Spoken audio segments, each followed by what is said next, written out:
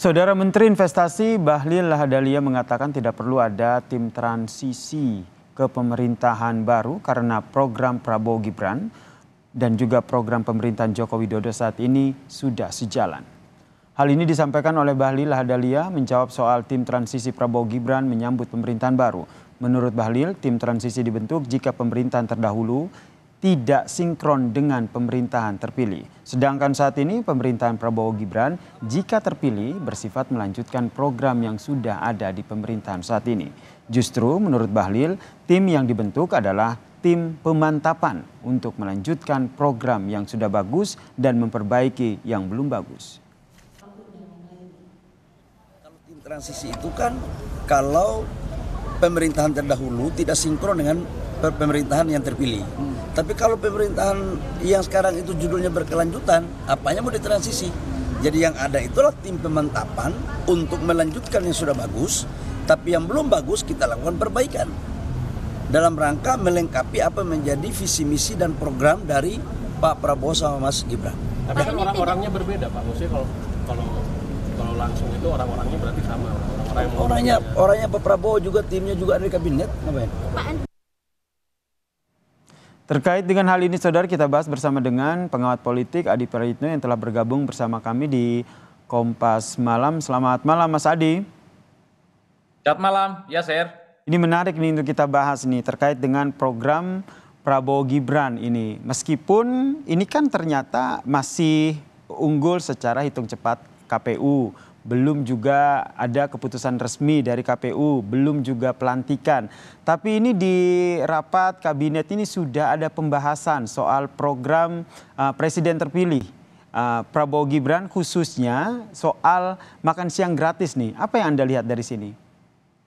Ya, saya kira memang ini bagian dari rasa percaya diri dari kubu nomor 2 yang saya kira bahwa mereka cukup confident akan memenangkan pertarungan di Pilpres 2024 hanya dengan satu putaran. Meski hasil real count KPU itu menempatkan mereka 58%, tapi kan data masuknya itu kan hampir 80% yang saya kira memang kalau melihat perolehan suaranya, disparitas dengan kubu 1 dan 3 jauh secara signifikan.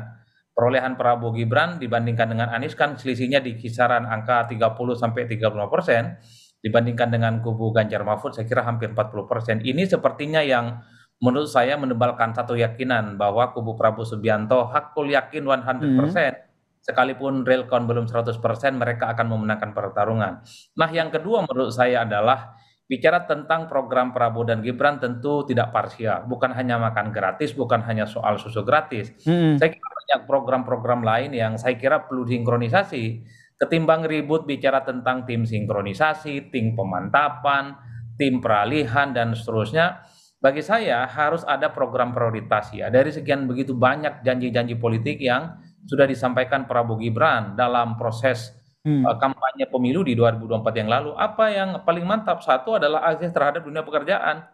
Saya kira itu jauh lebih penting dibandingkan yang lain.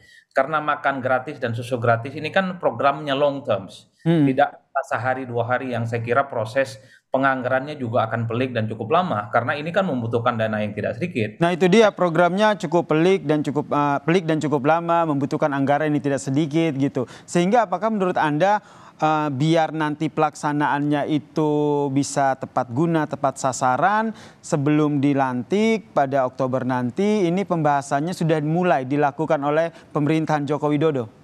Ya saya kira memang harus melisting kira-kira program prioritas apa aja yang akan dituntaskan dalam 100 hari kinerja atau dalam waktu misalnya 6 bulan ketika sudah ditetapkan sebagai presiden dan wakil presiden. Saya kira program prioritasnya bukan hanya soal makan dan minum susu gratis ya.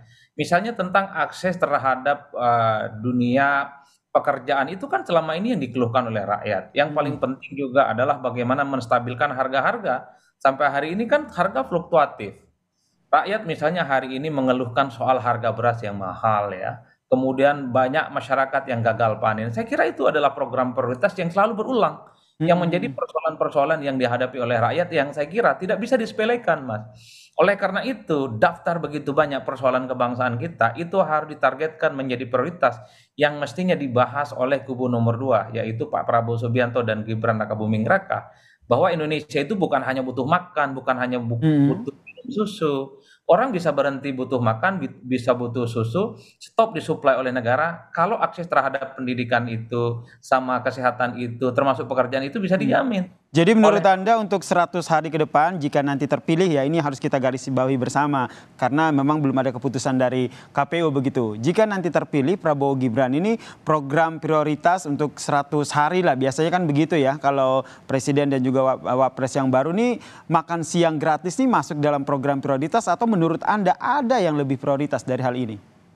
Bagi saya ada yang jauh lebih prioritas ya. Kalau makan dan susu gratis ini kan sepertinya program-program yang ingin membuat masyarakat kita memang sehat. Tapi jauh lebih penting dari itu adalah bagaimana rakyat itu bisa bekerja. Kalau rakyat bisa bekerja, daya beli mereka akan meningkat. Itu artinya apa? Negara itu bisa stop subsidi makan dan susu gratis karena rakyat sudah engage. Mereka sudah bisa menghasilkan uang dan mereka mendapatkan uang untuk memenuhi kebutuhan mereka masing-masing. Bagi saya, makan dan susu gratis ini hanya sebatas supply jangka pendek yang Oke. tidak melulu harus diberikan kepada rakyatnya. Oleh karena itu, ini mestinya jadi stimulus supaya rakyat itu independen. Mereka itu kreatif dengan kinerjanya, dunia misalnya pertanian, kemudian perkebunan, kemudian nelayan, itu bisa diantisipasi persoalan-persoalan yang dari dulu tidak pernah tuntas. Mereka Baik. susah untuk mengembangkan usaha mereka sampai saat ini. Oleh karena itu, bagi saya, makan gratis, susu gratis ini hanya trigger dari sekian banyak isu-isu krusial lain yang mestinya diprioritaskan. Apapun judulnya, tim ini mau transisi, tim pemantapan, tim Mhm. keberlanjutan. Bahwa masalah bangsa ini bukan hanya soal butuh makan dan butuh susu, Mas. Oke, menarik nih Itu terkait yang dengan lebih. tim nih.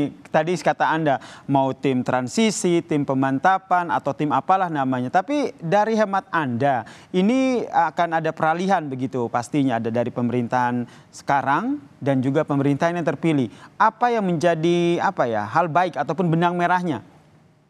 Bagi saya sederhana, ini kan tidak mudah nanti menyusun postur kabinet 5 tahun yang akan datang. Pasti begitu banyak kepentingan-kepentingan yang ada. Dari kubu Gerindra tentu sudah punya ada postulat. Sekian banyak kementerian yang akan diisi oleh kader terbaik mereka. Dari kubu dari Golkar, kemudian ada PAN, ada Demokrat, termasuk misalnya dari keinginan-keinginan bagaimana Pak Jokowi juga menempatkan orang-orang kepercayaannya. Belakangan ini kan sudah mulai ramai menjadi pembicaraan publik bahwa Pak Jokowi juga pastinya akan menempatkan orang-orang terbaiknya menjadi bagian dari untuk melanjutkan program pemerintah 5 tahun yang akan datang. Jadi sinkronisasi antar tim dan antar kepentingan ini menurut saya menjadi bagus. Baik. Barcelona itu tampil menjadi tim yang cukup solid beberapa waktu yang lalu karena Pep Guardiola mampu meracik pemain-pemain bintang yang ada. Tapi kalau pelatih, seorang presiden dan wakil presiden tidak mampu meracik resource dan SDM Mhm. menteri-menteri yang bagus ini, dia akan kembali menurut saya tidak akan mantap perjalanan ke depan. Menteri ini bisa masing-masing salah koordinasi sehingga Mhm. program-program prioritas itu tidak mantap. Oleh karena itu bagi Baik. saya harus bisa dipastikan kepentingan presiden, kepentingan Pak Prabowo dan Gibran, kepentingan Gerindra dan partai-partai pengusung yang lain itu sama. Jangan sampai persoalan kepentingan ini justru membuat persoalan-persoalan prioritas itu tidak tuntas. Inilah Baik. pentingnya tim transisi Ini yang atau penting tim kita jaga gabungan. bersama ya, karena menarik untuk disimak nih, karena kalau kita lihat ini kan koalisi pendukung Prabowo Gibran ini kan koalisi yang cukup gemuk, sehingga bagi-bagi kuenya ini juga menarik nih untuk kita simak bersama ke depannya seperti apa. Terima kasih pengamat politik Mas Adi Praditno telah berbagi informasi bersama kami di Kompas Malam. Salam sehat Mas Adi. Sama-sama, Mas.